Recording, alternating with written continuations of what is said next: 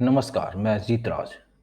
आज morning show Hindi अखबार के साथ जनसत्ता। श्रोताओं, पाठकों, आपसे अनुरोध है कि आप इस चैनल को ज़्यादा से ज़्यादा सब्सक्राइब करें और शेयर करें लोगों के साथ। अब मैं आज का प्रमुख प्रमुख खबरें पढ़ता हूं जनसत्ता की। भारत के खिलाफ चीनी आक्रामकता का विरोध। अमेरिकी प्रतिनिधि सभा में एनडीएए संशोधन पारित।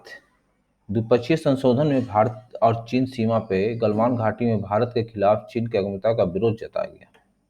सचिन को कोर्ट से राहत। शक्ति परीक्षण की तैयारी में जुटे गहलोत। हर हाल में जीत हमारी होगी।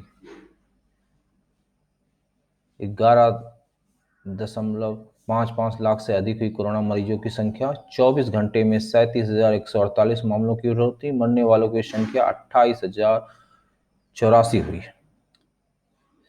गहलोत ने विधानसभा शक्ति पेंशन की तैयारियों के सिलसिले में मंगलवार को विधायक दल की बैठक की। इस बैठक में मुख्यमंत्री ने समर्थन का वादा करने वाले निर्दलीय भारतीय ट्राइबल पार्टी और राष्ट्रीय लोक दल के विधायकों को धन्यवाद दिया। आरोप लगाने वाले विधायक को पायलट ने भिजवाया नोटिस। विधायक पूनिया और गहलोत के ओएसडी से सीबीआई ने की पूछताछ।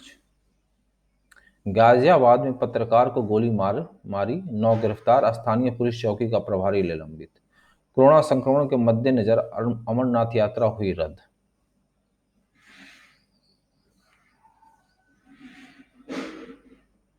राजा मानसिंह हत्याकांड। पूर्व पुलिस उपाध्यक्ष सहित 11 दोषी करार।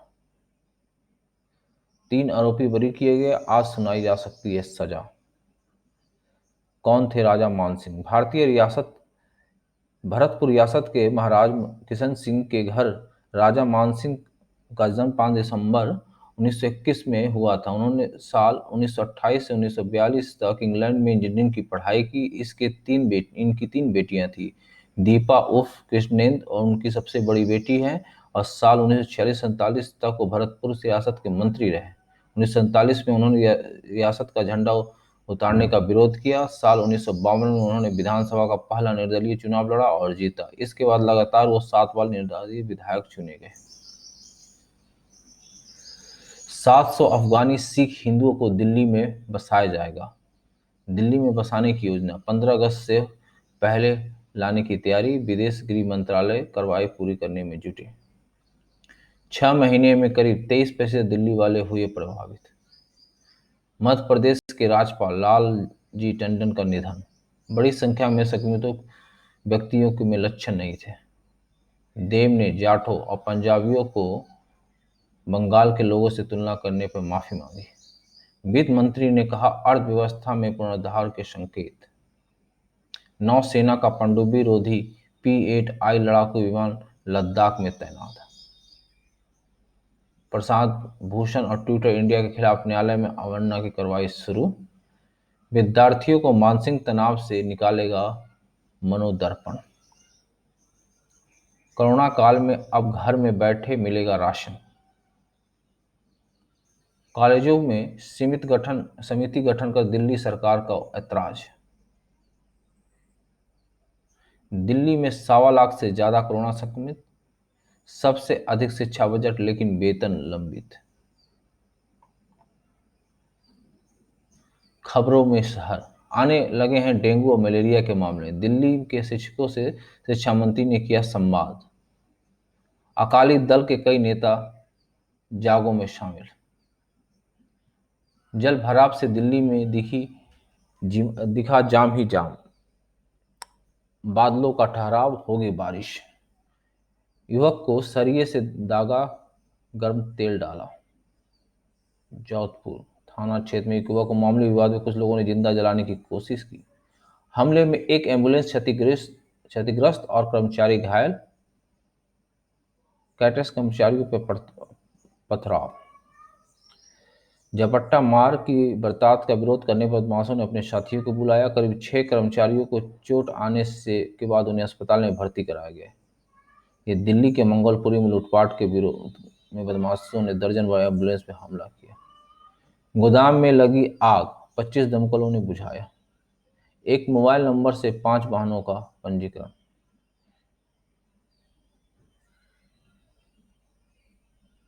डीडीए परियोजना में मजदूरों की मौत, कंपनी को काली सूची में डालने की मांग। नौकरी जाने के बाद बनाई लूट की योजना, 3 गिरफ्तार।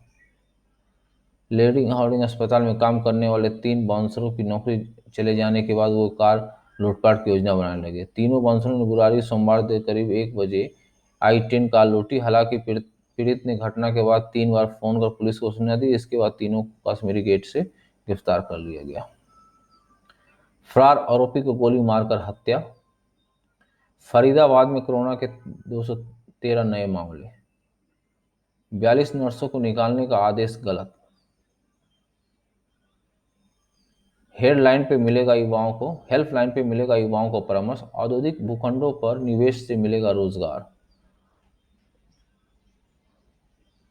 परिगामी मार्ग पर बारिश से पाइप फटे, हजारों लीटर पानी बर्बाद। नोएडा। गाजीपुर बुचड़खाना टेंडर प्रक्रिया में बदलाव। गरीब बच्चों के लिए ऑनलाइन पढ़ाई टेढ़ी खीर।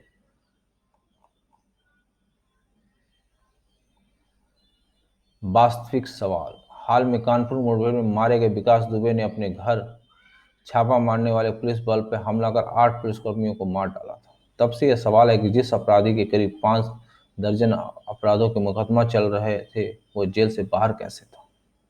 वनों के सफाए से बढ़ते खतरे। यह दुखद है कि भारत में अब जैव विविधता नष्ट होने, जलवायु परिवर्तन, बढ़ते तापमान के दो परिणाम तेजी से सामने आ रहे हैं। फिर भी पिछले 1 दशक के दौरान विभिन्न विकास परियोजनाओं, खनन उद्योगों के लिए 38 करोड़ से ज्यादा पेड़ काट डाले गए।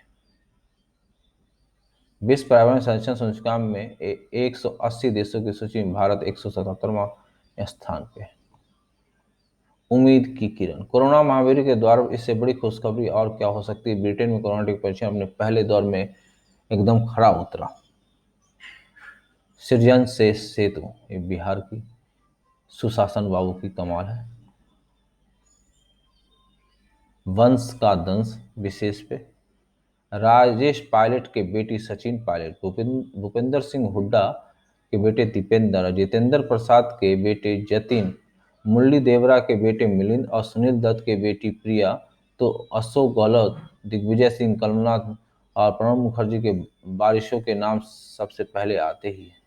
लेकिन स्थानीय स्तर पर जाएंगे तो विधायक से लेकर संसद तक यही कहानी है कि आपकी पार्टी का हाल यह है कि अगर कोई नेता बीमार पड़ गया तो उसके परिवार की कोई जगह भरा जाएगा। किसी भी सीट महिला के लिए आरक्षित हो जाए तो बीवी या बेटी के अलावा कोई और नाम सोचने पे दरकार नहीं की जाती।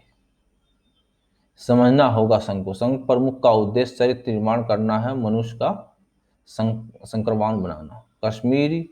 कश्मीर राग ऑफ बलूचिस्तान, बलूचिस्तान की स्वतंत्रता दक्षिण एशिया का महत्वपूर्ण परिणाम होगा।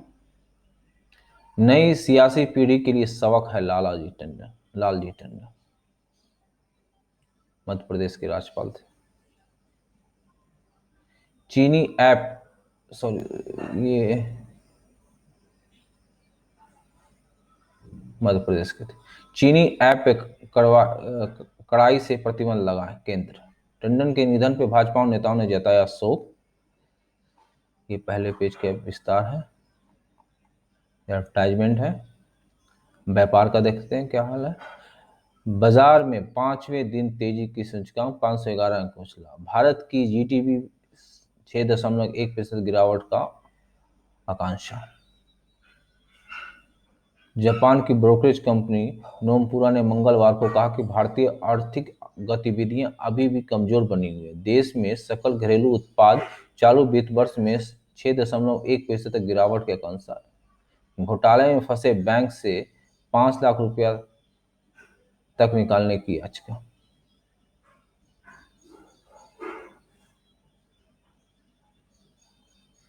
$2100 अरब के कोरोना सुधार कोष पर सहमति बनी।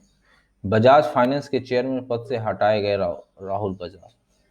3 दशक से अधिक समय से बजाज फाइनेंस के गैर कार्यकारी चेयरमैन रहे लालू बजाज हट जाएंगे। बजाज फाइनेंस ने मंगलवार को शेयर बाजार में सूचना दी कि उनका स्थान संजीव बजाज लेंगे। संजीव कंपनी के उपाध्यक्ष हैं और कंपनी के अनुसार बजाज फाइनेंस के गैर सरकारी चेयरमैन राहुल बजाज 1987 से और बजाज समूह के 5 दशक से ये जिम्मेदारी संभाल रहे हैं। उत्तराधिकारी योजना के तहत उन्होंने 31 जुलाई 2020 से कंपनी के निदेशक मंडल के चेयरमैन पद से हटने का फैसला किया। हालांकि राहुल बजाज कंपनी के गैर सरकारी और गैर स्वतंत्र निदेशक के रूप में कंपनी के लिए काम करते रहेंगे। कंपनी निदेशक मंडल 1 अगस्त को 2020 से गैर सरकारी चेयरमैन से संजीव बजाज की नियुक्ति कर दी जाएगी। केंद्रीय प्रत्यक्ष कर बोर्ड और सीबीआई में आंकड़े साझेदारी को लेकर समझौता। दोनों संगठन पहले से कई मौजूदा व्यवस्थाओं माध्यम से आपसी सहयोग करेंगे। नर्स की सूझबूझ से जुड़वा बच्चों की मां को बचाने में मदद मिली।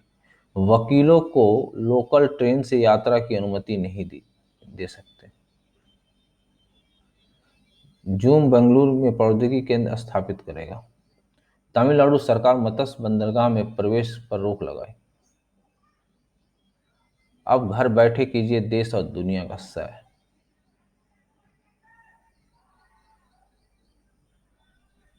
बाढ़ग्रस्त आसाम में राहत कार्यों में मदद करने के लिए तैयार है संयुक्त राष्ट्र।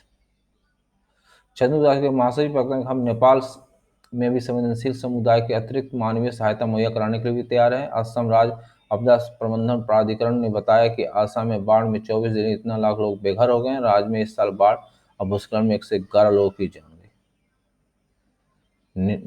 नेपाल 17 अगस्त से उड़ान फिर से 17 अगस्त से उड़ान फिर शुरू करेगा। जान गंवाने वाली सिख बच्ची के परिवार ने 2 और 700 फंड जुटाए। 2700 पाउंड जुटाए। न्यूजीलैंड के संसद ने पद छोड़ा। भूटान के साथ सीमा विवाद सुलझाने के लिए समाधान पेश। चीन ने भूटान के अभियान में अपनी हालिया दावे को मंगलवार को बचाव करते हुए कहा कि दोनों देश के से अभी सीमांकन नहीं हुआ और उसने सीमा विवाद को सुलझाने के लिए पैकेज समाधान पेश किया। चीन ने हाल में वैश्विक पर्यावरण केंद्र परिषद अभियान पर अपना दावा जताते हुए कहा कि इसके वित्त पोषण का विरोध किया था। अभियान के दावे के बारे में पूछे जाने पर चीन के विदेश मंत्री ने कहा कि वेन बिन ने यह मीडिया ब्रीफिंग में कहा कि अभी दोनों देशों में सीमांकन नहीं हुआ। उन्होंने कहा कि चीन का रुख अटल और स्पष्ट है। चीन भूटान के बीच सीमांकन नहीं हुआ। मध्य और पूर्वी पश्चिमी हिस्सों को लेकर कुछ विवाद है, लिहाजा चीन विवाद को सुलझाने के लिए पैकेज समाधान की वकालत करता है। उन्होंने कहा चीन इस मुद्दे पर बहुपक्षीय पंचों पर विवाद बनाने का विरोध करता है। इसे लेकर खबरों के अनुसार नई दिल्ली स्थित भूटान के दूतावास ने अभियान के दावे को लेकर चीन से आपत्ति पत्र भेजा। अमेरिका में कोरोना पर चीन को अदालत से घसीटने की इजाजत देने वाला विधेयक पेश। ब्रिटेन के जनमत संग्रह पर रूस का प्रभाव साबित करना कठिन। रपट यह रपट 6 महीने की देरी से मंगलवार को पहुंचा। इस तरह की आलोचना हो रही थी कि प्रधानमंत्री बोरिस जॉनसन और उनकी कम्युनिस्ट पार्टी को समृद्धि से बचने के लिए सरकार ने इसे जारी करने में विलंब किया। चीन कोरोना टीके का दूसरा चरण सुरक्षित। एबीसी न्यूज ने नस्ली संवेदनशीलता का हवाला देकर सरकार के साथ संबंध तोड़ा। ट्रंप प्रशासन ने सीसीपी का सामना करने के लिए युद्ध संबंधी योजना बनाई। तिब्बत की सीमाओं पर भारत के सहयोगियों को समर्थन देना भी शामिल। व्हाइट हाउस के पूर्व नेता स्टीव बैनन ने कहा कि ट्रंप प्रशासन ने चाइनीज कम्युनिस्ट पार्टी का सामना करने के लिए फिर से मात देने के लिए युद्ध संबंधी योजना की तैयारी की है। बैनन ने सोमवार को कहा कि इस योजना में चीन के कब्जे वाले तिब्बत की सीमाओं पर भारत के सहयोगियों को समर्थन देना भी शामिल। उन्होंने कहा फॉक्स न्यूज के साथ में कहा कि अब चाइनीज कम्युनिस्ट पार्टी के छल को उजागर करने के लिए पहले सामने करने फिर उसे मात देने की तैयारी की गई। ये संबंधी संयुक्त योजना भी देख रहे हैं। बैनन ने कहा कि राष्ट्रपति अपनी तरह की युद्ध परिषद ने सीपीपी से निपटने के लिए राष्ट्रीय सुरक्षा सरकार, एफबीआई प्रमुख, विदेश मंत्री और अटॉर्नी जनरल की टीम बनाई है। अमेरिका के राष्ट्रीय सुरक्षा सरकार रॉबर्ट चीन के खिलाफ 3 बड़े भाषण दिए। कोरोना एंटीबॉडी उत्पादन करने वाला नया टीका विकसित। जलवायु संकट में भारत में घटेगा सेब उत्पादन। नेपाल की सत्तारूढ़ कम्युनिस्ट पार्टी की बैठक नाकाम। प्रधानमंत्री ओली प्रचंड के बीच नहीं सुलझ पाए मतभेद। ये एडवर्टाइजमेंट है सारा। आज लगता है सारा एडवर्टाइजमेंट ही है। ठीक है, आज ये ख़त्म हुआ। नमस्कार, धन्यवाद। लाइक कीजिए, शेयर कीजिए।